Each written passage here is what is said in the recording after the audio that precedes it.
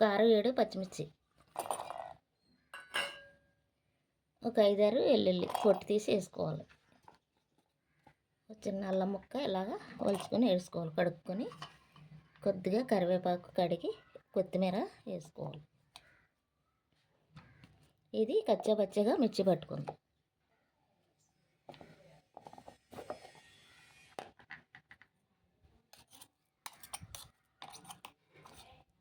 ఇలా సరిపోతుంది.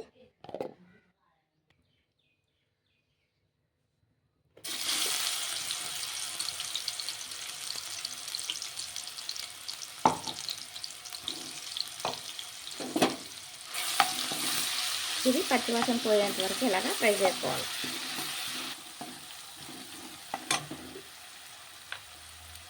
దీంట్లోనే 2 ఉల్లిపాయలు చిన్నగా ఇలా ముక్కలు కోసుకుని వేసుకోవాలి.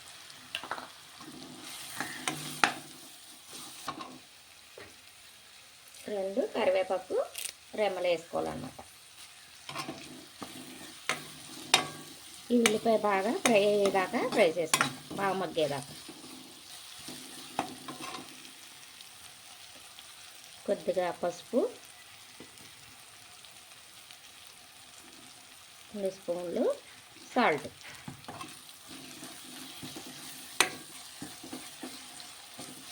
ఉల్లిపాయ ఫ్రై అయింది. ఇప్పుడు టమాటాలు, ఒక టమాటా పెద్దదన్నమాట. టమాటా కూడా పచ్చివాసన పోయేంత వరకు ఫ్రై చేసుకోండి. టమాటా కూడా బాగా ఫ్రై అయిపోయింది కదా. ఇప్పుడు దీంట్లోని బంగాళాదుంపలు ఉడకబెట్టినవి 1/2 కేజీ,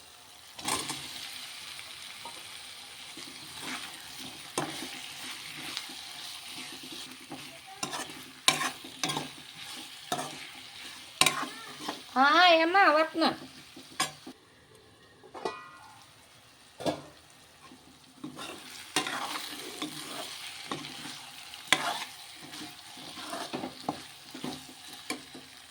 అలాగే నైట్ అంతా నానబెట్టుకుని తెల్లారి కడుక్కుని ఉప్పు వేసి ఉడకబెట్టినాయి అన్నమాట. ఓ పొంగు వస్తే సరిపోతుంది. కాబూలి శనగలు చాలా బాగుంటుంది. బంగాళాదుంప కాబూలి శనగ.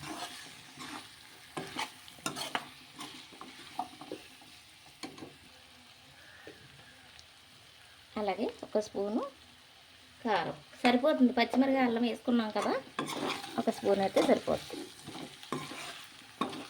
ఇంక మసాలాలు అవి ఏమి వేయమండి మనం. నేను వేసేదల్లా అల్లం వెల్లుల్లిపాయ ఒకటే వేసాను అనమాట. ఇంకేమి వేయలేదు. ఇష్టపడితే వేసుకోండి, లేకపోతే లేదు. నేనైతే ఏమి వేయను, ఇలాగే వండుకుంటాను, బాగుంటుంది అనమాట.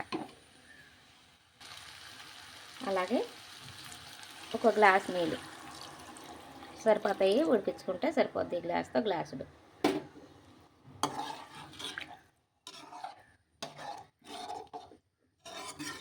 అంతే అండి, మూత పెట్టేసుకుందాం.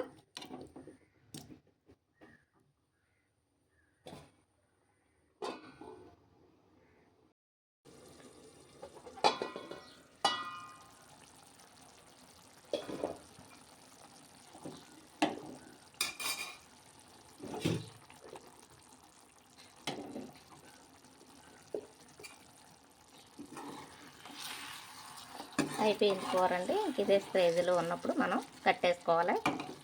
గ్రేవీ ఉండాలి కదా. చాలా అంటే చాలా బాగుంటుందండి. రోటీ చపాతీలోకి బాగుంటుంది, కర్రీలోకి వేడి వేడి అన్నంలో కూడా చాలా బాగుంటుంది అన్నమాట. నచ్చిందా మీకు? బంగాళాదుంప కాబూలి శనగలు కర్రీ రెడీ అయిపోయింది. నచ్చితే లైక్ చేసుకోండి, సబ్స్క్రైబ్ చేసుకోండి, పక్కనే ఉన్న బెల్ ఐకాన్ కొట్టండి. బాయ్ అండి. చాలా అంటే చాలా బాగుంటుంది ఈ కూర. ఒకసారి మీరు కూడా చేసుకొని ఎలా వచ్చిందో నాకు కామెంట్ రూపంలో తెలియచేయండి.